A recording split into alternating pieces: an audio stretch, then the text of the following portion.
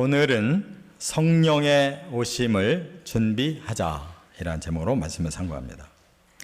우리는 성탄절날을 지금 앞두고 있는데 성탄에 대한 말씀은 성탄절날 또 드리기로 하고, 오늘은 이제 사도행전을 이어서 성령이 오시기 직전 제자들이 성령을 받기 위해서 어떻게 준비하고 있는가 하는 내용의 말씀을 상고합니다.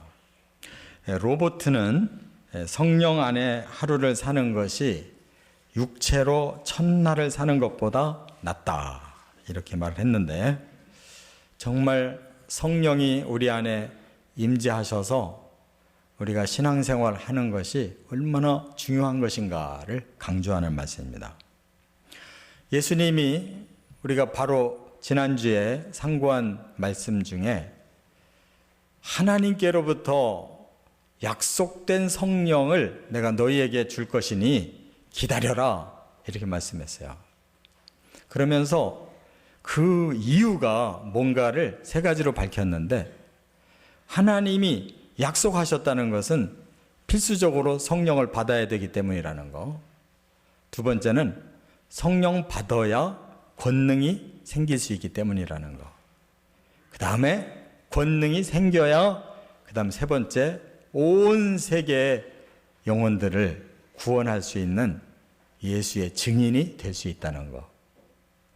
그래서 성령을 꼭 기다리라고 말씀하셨는데, 제자들이 그대로 순종해서 마가라는 집에 다락방, 거기에 120명이 모였는데 여기만큼은 안 될런지 몰라도 제법 커야만 될 만한 그런 공간에서 그들이 열흘 동안 성령을 기다렸다가 바로 사도행전 2장에 놀라운 성령의 공식적인 임재를 체험했습니다. 그렇다면 그 제자들이 어떻게 준비를 잘해서 성령 받았는지, 우리도 이 필수적인 성령의 체험과 또 임재를 그들처럼만 준비하면 된다는 거예요. 그래서 우리의 신앙생활의 가장 중요한 관건인 성령의 체험과 임재의 신앙생활이 꼭 될 수 있기를 바랍니다. 첫째는 12절부터 14절에 보면 오로지 기도에 힘썼다 이렇게 말씀하고 있어요. 지금 이 120명의 구성원이 누구냐? 제자는 11명이었습니다. 가룟 유다 한 사람이 빠졌어요. 그리고 거기에 여제자들도 많이 있었을 겁니다. 그리고 예수님 어머니와 예수님의 동생들이 또 거기에 있었다. 이렇게 오늘 13절, 14절에 밝히고 있어요. 그분들을 다 합해도 뭐 얼마 안 됩니다. 그런데 120명이었다고 하는 것은 우리가 이름은 몰라도 분명히 예수님을 처음부터 끝까지 따라다니면서 마지막으로 이제 성령 받으려고 이렇게 모여든 제자들이니까 아주 믿음이 신실한 사람들이 모여든 것이에요. 그런데 그들이 이렇게 모여서 열흘 동안 기도할 때 가장 중요한 것이 무엇일까? 우리도 기도하지 않습니까? 그런데 어찌 그들에게 이렇게 기도할 때 성령이 왔느냐? 보통 기도가 아니었어요. 여기 본문에 보면 분명히 14절 끝에 이렇게 말씀했어요. 더불어 마음을 같이 하여 오로지 기도에 힘쓰더라 그랬습니다. 문제가 여기에 있는 거예요. 우리도 기도합니다. 그러나 우리의 기도와 다른 기도를 하고 있어요. 그들은 예수님께서 말씀하신 그 성령을 받아야 될 목적을 분명히 알고 있었어요. 그렇기 때문에 이 120명이 모두 그 목적에 몰입해서 기도하기 시작했다는 거예요. 그게 더불어예요. 몇 사람만 기도하고 몇 사람은 잠자고 놀러 나가고 이거 아니에요. 더불어 전체가 거기에서 합숙하며 기도한 거예요. 목적이 같을 때 그들 모두가 힘을 쏟은 것이 유효한 역사가 일어난 줄 믿습니다. 거기다가 몸만 거기 앉아있다고 되는 게 아니잖아요. 마음이 합해져야 될 거 아니에요. 120명의 마음이 똘똘 뭉쳐서 그들이 열흘 동안 계속 기도한 거예요. 그리고 물론 잠도 좀 잘 사람이 있고 뭐 밥도 먹을 사람이 있고 뭐 그럴 수 있겠지만은 그들의 그 주된 그 행위는 기도하는 데 있었어요. 그래서 오로지라는 말을 쓴 거예요. 오로지. 꼭 해야만 될 그런 일들 외에는 그냥 열흘 동안 기도에 전폭적으로 쏟았다는 거예요. 저는 이 본문을 읽으면서 맞다. 정말 우리가 이런 기도를 안 했구나. 정말 성령이 우리를 사로잡으시고 내 안에 주인이 되어 주셔서 앞으로의 인생을 끌고 가시기 위해 성령이 오신다고 하는데 우리가 그 정도로 성령을 사모하지 않았구나. 내 자신을 이렇게 내려놓고 성령을 모시려고 하는 적극적인 마음이 없었구나. 이것이 문제라는 것을 깨달았어요. 그러므로 우리는 이제부터라도 성령이 내 마음속에 오시는 분명한 체험을 해야 되겠고 또 성령이 나와 함께 동행하시는 삶을 같이 살아가도록 우리가 이처럼 분명한 기도를 통해서 성령 체험과 동행이 꼭 되어지시기를 바랍니다. 이 성령의 역사는 이례적인 게 아니에요. 처음 임할 때에는 그 체험이 이례적이지만 성령은 우리 평생 함께 계시는 겁니다. 역사 속에 성령은 계속 함께 계신 거예요. 그래서 예루살렘에 내린 성령이 그 다음에 사도행전 8장에 보니까 또 성령이 내리는데 그 당시에 사마리아 땅은 인간 취급을 못 받았어요.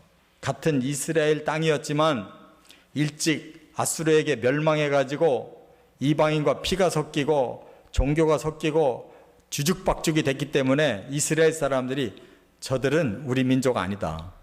하나님 백성 아니다. 이렇게 완전히 내쳐버렸어요. 그래서 그 사마리아로는 다니지를 않는 시대예요. 그런데 예수님이 열어놓으셨고 그리고 이스라엘 사람들에게 핍박을 내리니까 이들이 예루살렘에서 유대로 유대에서 저 갈릴리로 가려니까 그냥 사마리아를 건너가게 된 건데 거기서 가면서 예전과 다르게 기독교인들은 말을 튼 거예요. 복음을 전한 거예요. 놀랍게 사람들이 예수 믿는 사람들이 막 일어나는 걸 보고 사도들이 보고를 받고 달려갔어요. 확인하러. 너무너무 깜짝 놀란 거죠. 어찌 사마리아 사람들에게 복음이 저렇게 들어갔을까? 그리고 확인하고 나서 이들은 똑같이 우리와 같은 성도가 됐기 때문에 성령도 받아야 되는구나 알고 기도하기 시작했어요. 거기에 사도들이 안수까지 해줬어요. 그랬더니 사도행전 8장에서 이렇게 사마리아에도 성령이 임하셨다는 사실입니다. 그렇다면 사마리아도 성령을 받는데 우리가 성령을 못 받겠어요? 사도들처럼 기도하고 성령을 사모하기만 하면 성령은 반드시 우리에게 임하시는 체험을 주시고 항상 동행해 주실 줄 믿습니다. 부산에 가면 아주 큰 교회가 하나 있어요. 수영로 교회라고. 그 교회를 그렇게 부흥시켰던 지금은 원로 목사님이 정필도 목사님이라고 하는 훌륭한 분이 계시는데 이분이 성령을 받은 체험을 이렇게 간증한 걸 제가 읽으니까 중학생 때 성령 받으셨더라고요. 어느 날 하나님 앞에 죄를 진 게 있었대요. 그 마음이 불편해가지고 그냥 넘어갈 수가 없어서 교회에 가서 지하실에 기도실에 가가지고 기도를 하기 시작했대요. 하나님 제 죄를 용서해 주시고. 그런데 아무리 기도하려고 해도 마음이 열리질 않는 거예요. 그냥 답답한 거예요. 나중에는 하나님 어찌하오리까? 하나님 어떻게 하면 좋겠습니까? 라만 계속 부르짖었는데 그 그러기를 새벽 1시까지 한 거예요. 그런데 그때 갑자기 마음이 열린 거예요. 성령이 임하기 시작하신 거예요. 그때부터 기도가 쏟아져 나오고 그때부터 눈물이 쏟아져 나오고 밤새도록 기도가 이어진 거예요. 하나님하고. 그리고 아침이 돼서 그 지하실 기도실에서 이제 집으로 나오는데 태양이 자기를 그렇게 환영을 해주더래요. 태양이. 산천 초목이 그렇게 싱그럽게 보이고 모든 사람들이 다 새롭고 사랑스럽게 보이더라는 거예요. 세상이 딴판으로 바꿔진 것이 느껴지더래요. 분명히 성령 받으신 거예요. 저도 고등학교 1학년 겨울 요때쯤 성령 받을 때 저도 똑같았어요. 제 간증을 먼저 하면은 안 믿을까 봐 정필도 목사님 간증 먼저 했는데 저도 똑같았어요. 성령은 분명히 우리에게 인격적으로 오시고 여기 함께 사신다는 것을 믿으시기 바랍니다. 두 번째, 15절부터 20절에 보면 하나님의 구속을 깨달아야 성령을 받을 수 있다는 거예요. 여기 16절에 보니까 베드로가 일어나서 이런 말을 합니다. 형제들아, 성령이 다윗의 입을 통하여 예수 잡는 자들의 길잡이가 된 유다를 가리켜 미리 말씀하신 성경이 응하였으니 마땅하도다 그랬어요. 갑자기 베드로가 놀라운 얘기를 하는데 구약 성경에 이 가룟 유다가 예수님을 배반하여 잡아주는 이 일을 할 거라고 성경에 예언해 놨는데 이게 이루어졌다는 거예요. 놀라운 비밀을 지금 밝히고 있는 건데 이게 무슨 얘기냐? 시편에 보면 41편 9절에 이런 말씀이 있어요. 내가 신뢰하여 내 떡을 나눠 먹던 나의 가까운 친구도 나를 대적하여 그의 발꿈치를 들었나이다 하는 구절이 있어요. 이거 다윗이 쓴 시인데 이게 메시아 시예요. 메시아 예언시. 메시아가 신뢰하던 떡을 함께 나누던 가까운 친구에게 배신당할 것이다 라는 예언의 말씀인데 바로 가룟 유다가 바로 그 사람이라는 거예요. 여러분, 이렇게 말씀이 깨달아질 때에는 하나님의 그 깊은 계획에 의해서 이루어졌다는 것도 깨닫게 되는데 하나님이 사랑하는 사람들 사탄에게 사로잡혀서 죄짓고 이렇게 타락하고 멸망당하는 걸 보고 하나님 너무 마음이 아파서 어떻게 하면 사람들을 구원해낼 수 있을까? 율법도 주셨지만 선지자도 보내셨지만 안 되는 거예요. 그래서 이제 하나님이 새로운 계획을 세우셨어요. 사랑과 공의를 다 함께 이룰 수 있는 방법은 없을까? 그래서 계획한 것이 하나님이 사람이 돼서 사람의 죗값을 대신 지자. 그러면 사랑으로 구원할 수가 있고 공의도 행할 수가 있다.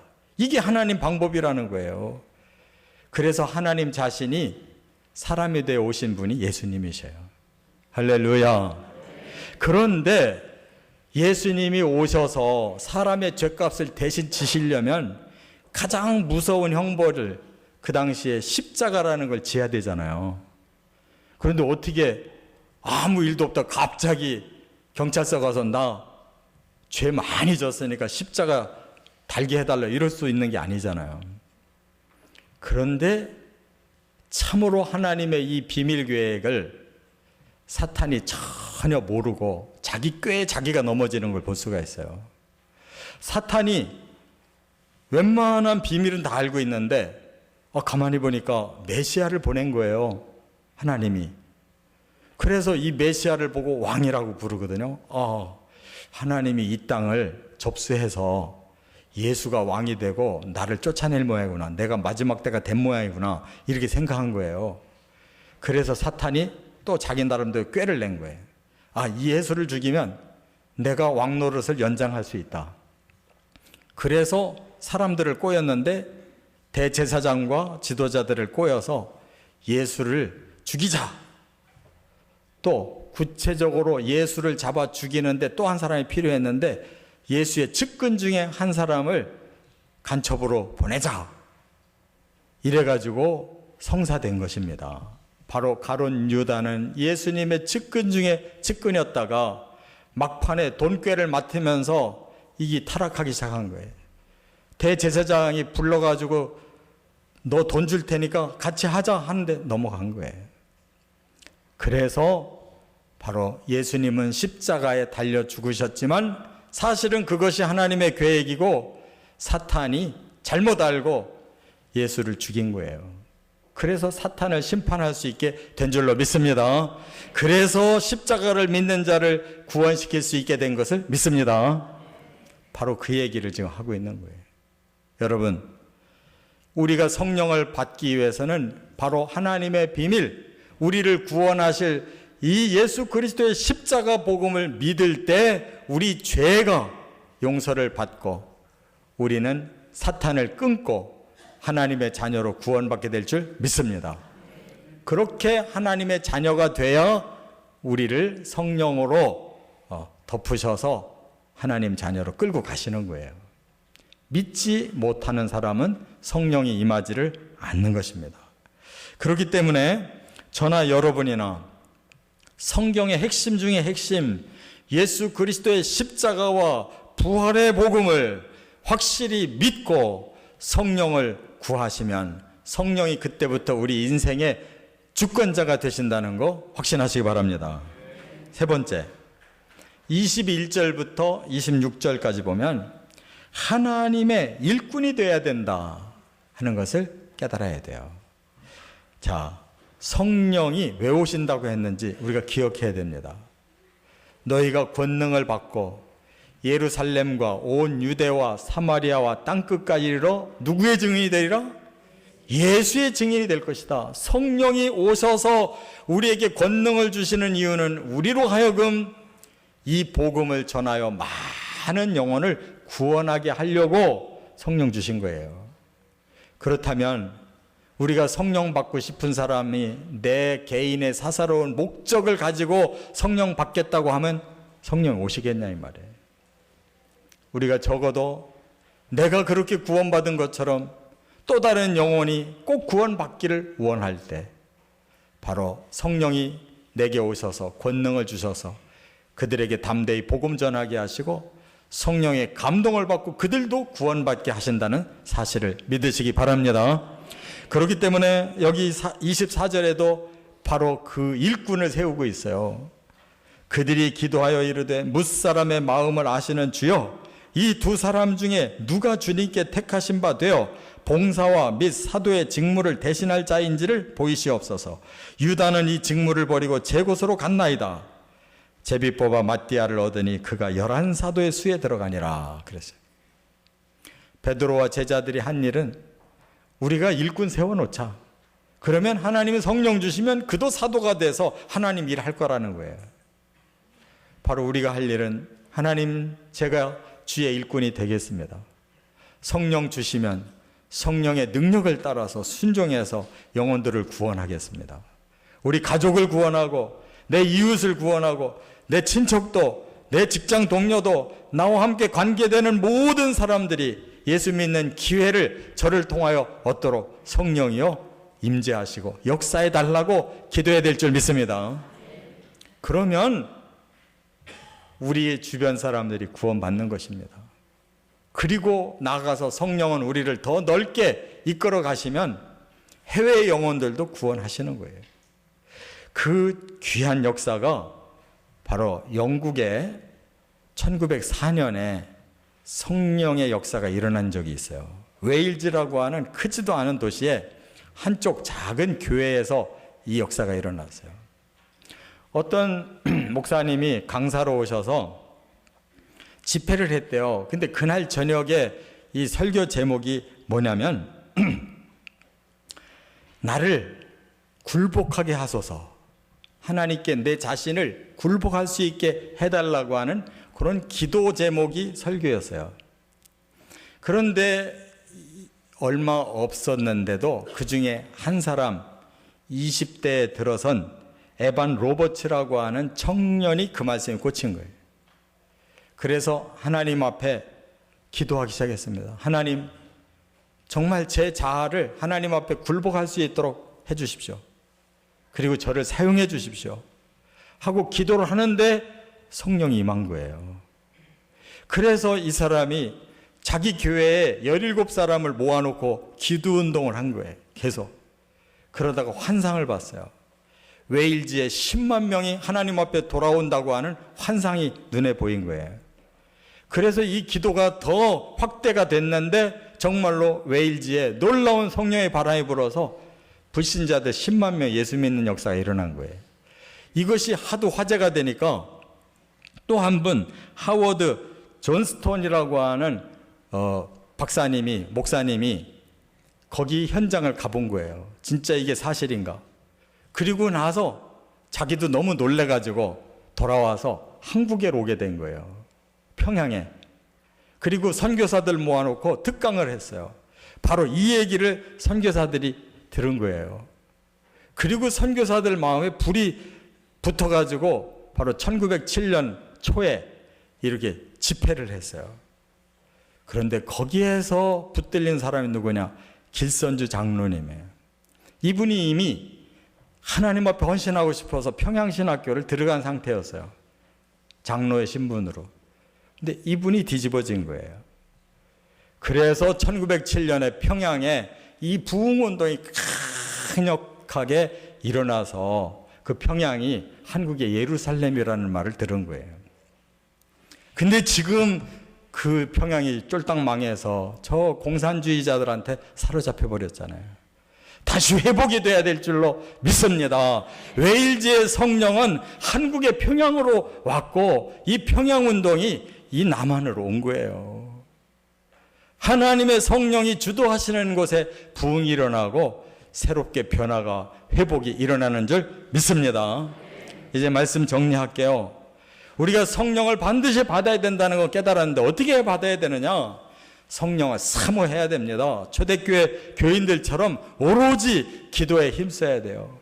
그리고 우리는 복음으로 확신을 해야 돼요. 그래야 성령이 오시고 성령을 받아야 우리가 하나님의 일을 할 수 있기 때문에 주님 앞에 주의 일꾼이 되겠다고 소원하면 주님이 성령을 주신다는 거예요. 이렇게 성령을 받고 또 성령 받은 분은 성령으로 충만해지셔서 승리하시기를 주의 이름으로 축원합니다.